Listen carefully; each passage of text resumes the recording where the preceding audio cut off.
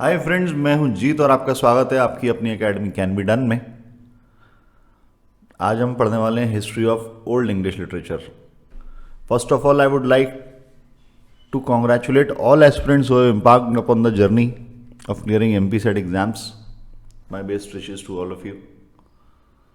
So, as it is in your syllabus, and anybody who is aspiring to become an expert in English language must study history of old English literature from where the English actually originated. आइए इसको शुरू करते हैं। अगर हमें English को trace करना है तो what English we see today, we are studying in 2023, so we need to go back somewhere around 670 years. तो जो आज आप जो इंग्लिश का स्वरूप देखते हैं वो वहाँ से स्टार्ट होती है, बट उससे पहले अगर हम उसे साइड करना हो कि एक्चुअली इसका ओरिजिन कहाँ से हुआ, कैसे हुआ, तो we need to go back to 450 AD. That period is called Anglo Saxon age. Then comes the Norman conquest. उसके बाद ब्लैक डेथ का पीरियड आया, है ना, जब प्लेग की महामारी फैल गई, और इसे एज ऑफ चौसर भी कहा जाता है, आफ्टर 1348. तो एंग्लो सेक्सन से शुरू करते हैं. Anglo Saxon were the people those who were living in old Britain, which is also called the Great Britain. These were the tribals from different tribes. They were rovers, Vikings, Jutes, Normans, Anglos and Saxons. They would have regular fight in between and their history is not important. तो Anglo Saxon लोग कौन थे? ये प्रजातियां थी, बहुत सारी tribes थी जो कि ओल्ड ब्रिटेन में रहते थे, जिसे हम ग्रेट ब्रिटेन के नाम से भी जानते हैं. बहुत सारी प्रजातियां थी. रोवर्स थे, वाइकिंग्स थे, जूट्स थे, खैर नॉर्मन्स तो बाद में, एंग्लोज थे, सेक्सन्स थे, और इनमें आपस में झगड़े होते रहते थे इन प्रजातियों में, इन कबीलों में. एंड इनकी हिस्ट्री जो है वो बहुत ज़्यादा इंपॉर्टेंट नहीं है हमारे पर्सपेक्टिव से. So first is Anglo Saxon age. अगर इस पूरी को हम नाम देंगे तो 450 to 1340 AD ये एंग्लो सेक्सन एज कहलाती है. अगर इसे खाली एक्यूरेटली देखेंगे कि एंग्लो सेक्सन एज टिपिकली कौन सी है, तो दैट इज 450 to 1066. ऐसा क्यों? क्योंकि in 1066 Normans attacked England and they conquered England. 1066 में नॉर्मन्स ने इंग्लैंड के ऊपर अटैक किया और उन्होंने उसे जीत लिया.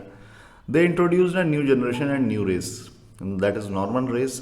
और 1066 से लेकर 1340 वाला जो पीरियड है, it is also called Anglo Normans age. In Anglo-Saxon, they used to speak the Old English, which is heavily inspired by the Latin language. But after 1066, when Normans attacked, they introduced French language. And after 1066 till 1340, French language influence has been seen in the literature of Normans. अब 1066 में, यानी 1066 में जब Normans ने attack किया और जीत लिया, तो वो अपने साथ अपना कल्चर लेके आए, अपनी लैंग्वेज लेके आए, अपनी प्रजाति लेके आए, जिसे नॉर्मन रेस कहते हैं. तो इस पीरियड को हम स्पेसिफिकली देखेंगे 1066 to 1340, that is Anglo Normans period. अब एंग्लो सेक्सन वाली टाइम पर जो इंग्लिश जो बोली जाती थी वो लैटिन लैंग्वेज से इंस्पायर्ड थी या इन्फ्लुएंस थी. बट जैसे ही नॉर्मन्स ने अटैक किया और कॉन्कर किया, तो उसके बाद वो जो अपने साथ लेके आया, दैट वाज फ्रेंच लैंग्वेज. और उसके बाद आपकी जो एक्चुअल इंग्लिश है वो स्टार्ट होगी, जिसे आज आप इंग्लिश के नाम से जानते हैं. तो French language influence has been seen in the literature of Normans. तो नॉर्मन्स अपने साथ फ्रेंच लैंग्वेज लेके आए. The Anglo Saxon and Norman literature were completely medieval, बिल्कुल मध्यकालीन युग का इनका लिटरेचर है. They were having blind faith, believing in the god, demons, devils, fairy tales, है ना. Where is the Anglo Saxon concept of fate. ये किस्मत को मानते थे, भगवान को मानते थे, डेमंस को भी मानते थे, डेविल्स को मानते थे. कहानियों में इनका पूरा विश्वास था. अब देखिए कि पहले जो लैंग्वेज थी वो लैटिन लैंग्वेज यूज होती थी. और लैटिन लैंग्वेज कब तक यूज होती थी? जब तक कि एंग्लो सेक्सन पीरियड था, यानी कि 450 to 1066. नॉर्मन्स आए तो अपने साथ वो फ्रेंच लैंग्वेज लेके आए. अब लैटिन लैंग्वेज आज की डेट में एक एक्सटेंट लैंग्वेज है, it's not a living language.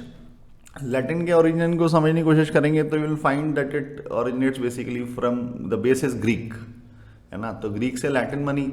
आज की डेट में लैटिन लैंग्वेज तो एक्सटेंट है, बट अभी जो लैंग्वेज, उसके बाद जो लैंग्वेज आई फ्रेंच लैंग्वेज, मज़ेदार बात यह है कि वो भी उसी से ओरिजिनेट हुई, है ना. और सिर्फ फ्रेंच ही ओरिजिनेट नहीं, और भी कई लैंग्वेजेस हैं जो कि ओरिजिनेट हुई लैटिन लैंग्वेज से. लैटिन लैंग्वेज खुद तो एक्सटेंट हो गई, बट अगर आप कुछ लैंग्वेजेस का बेस देखेंगे, विनय लैंग्वेज ऑफ रोमांस भी कहा जाता है, वह Spanish, French, Italian, Portuguese, Romanian. तो 5 ऐसी लैंग्वेजेस हैं जिनका बेस जो है वो लैटिन है. और लैटिन का बेस क्या है? Greek. French language influence has been seen in the literature of Normans. Anglo Saxon and Norman literature complete medieval, ये हम डिस्कस कर चुके हैं, और इन सब चीज़ों में विश्वास रखते थे. There we have certain epics but we don't have the authentification of the writers. अगर इस पीरियड को हम देखें तो हमारे पास एपिक्स तो हैं पर उनके राइटर्स जो हैं वो सर्टेन नहीं है और उनका ऑथेंटिफिकेशन भी नहीं है। The most famous work is Beowulf. It is the classic epic of Anglo Saxons and Beowulf is the warrior whose mercenary hired by the kings to solve their problems, है ना। जो सबसे फेमस वर्क है इस period का वो Beowulf है ना। एक महाकाव्य है ये एंग्लो सेक्शंस का और ये एक वॉरियर है जो who is hired by the kings to solve their problems. आज की डेट में अगर इस जैसे आप इसको आगे देखेंगे तो बहुत सारी चीज़ें आप आज की डेट से भी कोरिलेट कर पाएंगे। One day a king hires him to solve his problem because the king and his people were regularly getting troubled by a demon called Grendel. Beowulf comes and fights with Grendel and kills him. So the literature gives an idealistic approach in every sector of life. एक दिन एक राजा होते हैं, वो इसको higher करते हैं क्योंकि उनका जो साम्राज्य होता है वो प्रॉब्लम में होता है, उनके लोगों को भी परेशान किया जा रहा होता है ग्रेंडल नाम के दैत्य के द्वारा, डीमन के द्वारा। और बेवुल्फ आता है और वो उस ग्रेंडल से फाइट करते हैं और उसे मार देते हैं। तो लिटरेचर से हमें एक आइडियलिस्टिक अप्रोच भी मिलती है in every sector of life. बहुत ही मज़ेदार कहानी है, बहुत ही मज़ेदार काव्य है। Another work we have is Pearl. Pearl is a long poem collection. ये एक लॉन्ग पोएम कलेक्शन है 30 to 40,000 लाइन्स का और ऑक्टोसिलेबल कपलेट्स में लिखा गया है। Another long poem is Widsith. जो चीज़ें मैंने हाईलाइट कर रखी हैं ये आपके एग्जाम के लिए पॉइंटर्स भी हैं, है ना। तो आप अगर दोबारा इस लेक्चर को देखेंगे तो आप इसमें से आप नोट्स भी बना सकते हैं। There is one book which is registered and authenticated which is written by Geoffrey of Monmouth. एक ऑथेंटिकेटेड और रजिस्टर्ड बुक है इस पीरियड के ऊपर जो लिखी गई, वो किसने लिखी? वो जियोफ्री ऑफ मॉनमाउथ ने लिखी। जियोफ्री वर्ड जहाँ पे भी आप देखें समझे कि यहाँ किसी क्लर्की की बात हुई, किसी एडमिनिस्ट्रेटिव ऑफिसर की बात हुई जो कि ऊंचे पद पर पदस्थ था। तो इन्होंने जो किताब लिखी वो उसको अगर इंग्लिश में, आज की इंग्लिश में बोला जाए तो it is can be named as history of the kings of Britain. और जो इसका जो उस समय का जो क्लासिकल नाम है, दो नाम है, हिस्टोरिया रीजम ब्रिटानी और डी जस्टिस ब्रिटोनियम, यानी कि on the deeds of Britain's की, ब्रिटन्स की जो डीड्स थे उनके ऊपर, है ना। द पीरियड इज 1136 to 1147 के बीच में ये किताब पब्लिश हुई। अब जो एंग्लो सेक्शन जो लिटरेचर था, यानी 450 to 1066 तक का जो लिटरेचर था, the whole literature was written in octosyllabic and in iambic pentameter style, but the not conventional iambic pentameter of Shakespeare, but it was the old style which was called decasyllabic couplets. ये भी आपको ध्यान रखने की जरूरत है कि उस समय का जो एंग्लो सेक्शन जो लिटरेचर था वो ऑक्टोसिलेबिक और आयम्बिक पेंटामीटर में था। लेकिन आयम्बिक पेंटामीटर ये वो वाला आयम्बिक पेंटामीटर नहीं है जो हम अभी जब आप शेक्सपियर पढ़ते हो तो उसमें जो आयम्बिक पेंटामीटर यूज होता है उससे काफ़ी डिफरेंट था। उसे डेकासिलेबिक कपलेट्स भी कहते हैं। In short this was old style and there was no language called English. यानी हम इस बात को अभी तक समझें कि यहाँ तक जो हम जैसे जो लैंग्वेज हम आज यूज़ करते हैं इंग्लिश, वो तब तक उसका कोई अस्तित्व नहीं था, या अभी हम उसको ट्रेस करने की कोशिश कर रहे हैं। There were lots of tribal languages by these people when Normans came attacked England and just started the age started Anglo-Normans। जो पहले जो अगर उसे पूरे को देखते हैं तो we can call it Anglo-Saxon Normans और we can call it Anglo-Saxons also। Accurately देखेंगे तो 450 to 1066 is Anglo-Saxons, और अगर आप उस पूरे को देखेंगे 1066 450 to 1066, 1066 to 1340, तो 1066 to 1340 वाली जो एज है उसको हम एंग्लो नॉर्मन्स भी कह सकते हैं। It is a famous date 1066, the battle of Hastings और द नॉर्मन कॉन्क्वेस्ट अकर्ड। आपको कई बार कई एग्जाम्स में क्वेश्चन मिलेगा कि नॉर्मन कॉन्क्वेस्ट क्या है, ज़्यादातर डेट पूछते हैं और कई बार उसका दूसरा नाम क्या है वो भी पूछते हैं। तो नॉर्मन कॉन्क्वेस्ट को ही द बैटल ऑफ हेस्टिंग्स कहते हैं और ये 1066 में लड़ी गई। After this, they kept on influencing the Anglo-Saxon literature, and Norman went, the whole literature becomes Anglo-Normans and Saxons। और जैसे ही ये वहाँ पे आ गए, क्योंकि जो राज करता है उसको वो अपनी कल्चर को, अपनी लैंग्वेज को, अपनी चीज़ों को जो अपने साथ विरासत में लेके आया उनको वो जल्दी से स्थापित कर लेता है। तो it happened very soon. When Chaucer comes, he had a base of Latin and French language already, which was prevailing in the society, and he started developing his own literature, own culture on the basis of very new invented language called English। अब 1348 के बाद जब चौसर प्रकट हुए तो उनके पास जो base था वो, क्योंकि पहले लोग वहाँ पे लैटिन बोलते थे, बाद में जब ये नॉर्मन्स आ गए तो उसके बाद फ्रेंच भी बोली जाने लगी, फ्रेंच भी यूज़ की जाने लगी, तो उन्हें जो बेस मिला वो लैटिन और फ्रेंच का मिला, है ना। लैटिन बनी ग्रीक से और लैटिन आज के डेट में एक्सटिंक्ट हो गई है, लेकिन उसने 5 लैंग्वेजेस को जन्म दिया, that is Spanish, Portuguese, French, Italian और रोमानियन। तो उनमें से एक फ्रेंच लैंग्वेज थी, वो नॉर्मन्स लेके आए सोसाइटी एंड स्टार्टेड। लेकिन जब चौसर आए तो उन्होंने अपना लिटरेचर डेवलप करना शुरू किया, अपना कल्चर, अपना साहित्य डेवलप करना शुरू किया, और उसका जो बेस था नहीं वो किस में डेवलप करना शुरू किया, उन्होंने लैटिन और फ्रेंच को नहीं चुना, उन्होंने अपनी एक लैंग्वेज बनाई जो कहलाई इंग्लिश। तो यहाँ से आपकी जो सब्जेक्ट है, आपकी जो स्पेशलिटी है इंग्लिश, जिसके आप प्रोफेसर्स बनने वाले हैं, तो वहाँ से इसकी उत्पत्ति होती है। अब इसको हम एक बार पॉइंटर्स में देख लेते हैं। Anglo Saxon age 450 to 1066, Anglo Normans 1066 to 1340। Important book जो है इस पीरियड की वो है Beowulf. Languages which heavily inspired and influenced language English language are Latin and French.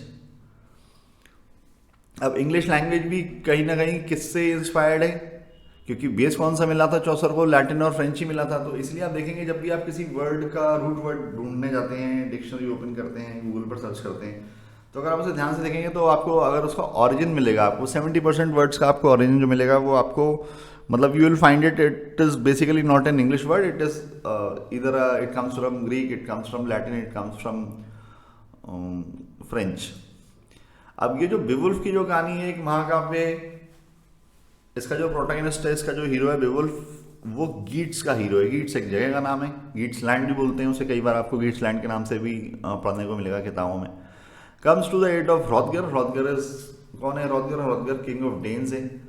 उस great hall is plagued by the monster Grendel, और उनकी जो शांति है उनके साम्राज्य की वो तहस नहस कर रही है। यहाँ पे प्लेग का मतलब बीमारी नहीं है, यहाँ पर उसको किसी चीज़ के ऊपर बुरी छाया पड़ जाना कह सकते हैं, है ना। Plagued by the monster Grendel. Beowulf kills Grendel with his bare hands and Grendel's mother with a giant sword that he found in her lair. तो Beowulf जो है जब उसकी मदद के लिए बुलाते हैं तो Beowulf जाता है और वो ग्रेंडल को मार देता है खाली हाथों से, यानी बिना किसी हथियार की मदद के ही वो उसको जीत पाता है, मार पाता है। और ग्रेंडल की मदर को जाइंट की एक स्वॉर्ड होती है, उससे वो मारता है, जहाँ पे वो उसका रहने का जो लेयर होता है, उसका स्थान होता है, यानी जिस गुफा में वो रहती होती है। Later in his life, Beowulf becomes the king of Geats and finds his realm terrorized by a dragon, some of whose treasure has been stolen from Burial Moon. बाद में जब Beowulf किंग बन जाते हैं गीट्स के, और करीब करीब 50 साल के समय के बाद जब सब बढ़िया से चलता है, लेकिन उनका जो साम्राज्य होता है उस पर एक संकट आता है कि एक ड्रैगन होता है जो एक खजाने की रक्षा कर रहा होता है, जो कि एक अननोन ट्राइब या हेरार्की से जो उसका जो लास्ट सर्वाइवर होता है उसके द्वारा छुपाया गया खजाना होता है, तो उसकी रक्षा का काम ये ड्रैगन करता है। तो वहाँ से कोई चीज़ चोरी हो जाती है तो उसके लिए वो ड्रैगन निकलता है, उसके बाद वो बड़ा अपसेट हो जाता है, ये अटैक्स। अब ये जो ड्रैगन है ये वहाँ पर आके परेशान करना शुरू करता है लोगों को। फायर ब्रीदिंग ड्रैगन होता है 50 फीट का। ये attacks the dragon with his thanes. ये देखिए दो वर्ड है, क्योंकि because if you will see some books you will find it that it is THEGNS, somewhere it will find that THANES, both are synonyms, है ना, दोनों का meaning same है। ये कैसे लोग हैं? ये योद्धा हैं जो राजा के साथ रहते हैं, और ये स्पेसिफिक ऐसे लोग हैं कि हाँ मतलब उस समय का कल्चर था कि जो उसके जो विश्वस्त लोग हैं जो उसके लिए अपनी जान भी दे सकते हैं, तो मतलब the king used to give them pieces of land, और सर्वेंट्स भी बोल सकते हैं, but they do not succeed. वो ड्रैगन को अटैक करता है बट सक्सीड नहीं होता। Beowulf decides to follow the dragon to its lair at Arnesis, but only Wiglaf, who is young Swedish relative whose name means remnant of Valir, dares to join Beowulf. अब Beowulf decide करता है कि वो उस dragon को follow करेगा और उसको बदला लेगा। तो वो जहाँ पे वो रहता होता है ड्रैगन, जिस लेयर में अर्नेसिस में, वहाँ तक वो जाता है, परंतु उसके साथ कोई चलने को तैयार नहीं होता। लेकिन उसका एक यंग स्वीडिश रिलेटिव होता है जिसका नाम ही मतलब बहादुरी का ही पर्याय है, वो रेमनेंट ऑफ वेलर है वो, और उसका नाम विग्लैफ है। वो सिर्फ उसके साथ चलने को तैयार होता है Beowulf के। Beowulf finally slays the dragon but is mortally wounded in the struggle. Beowulf जो है वो फाइनली उस ड्रैगन को मार पाता है, बट खुद भी मॉर्टली वुंडेड हो जाता है। इसमें मैंने देखा काफ़ी लोगों को कन्फ्यूजन आता है कि मॉर्टली वुंडेड का मतलब क्या हुआ। वुंडेड का मतलब तो पता है हमको कि भैया जख्मी हो जाना। अब mortal, we all are mortals, god is immortal, यानी जो अजर है हमारे वो तो इमॉर्टल है, और हम लोग कैसे हैं? मॉर्टल है। तो मॉर्टली वुंडेड जब भी आपको लिखा दिखाई दे तो आपको इससे समझना है कि वो कितना जख्मी हो गया। इतना जख्मी हो गया कि वो वीर गति, मतलब ये कोई मर गया, किसी वही वॉज किल्ड की जगह उसको एक हम ग्लोरीफाइड वे में अगर लिखना चाहेंगे, यदि कोई युद्ध के दौरान वीरगति को प्राप्त हुआ है, then is mortally wounded, he is cremated and a burial mound by the sea is erected is honour, उसे वहाँ पर क्रीमेट कर दिया जाता है और वहाँ पर उसकी यादगार में एक सी के किनारे उसके ऑनर में एक टूम मकबरा या बरियल को बना दिया जाता है। आइए इसको अब हम डिटेल से देखने की कोशिश करते हैं और थोड़ा ज़्यादा हम कनेक्ट करते हैं, तब तक आप इन चीज़ों को रिवाइज करने की कोशिश करें।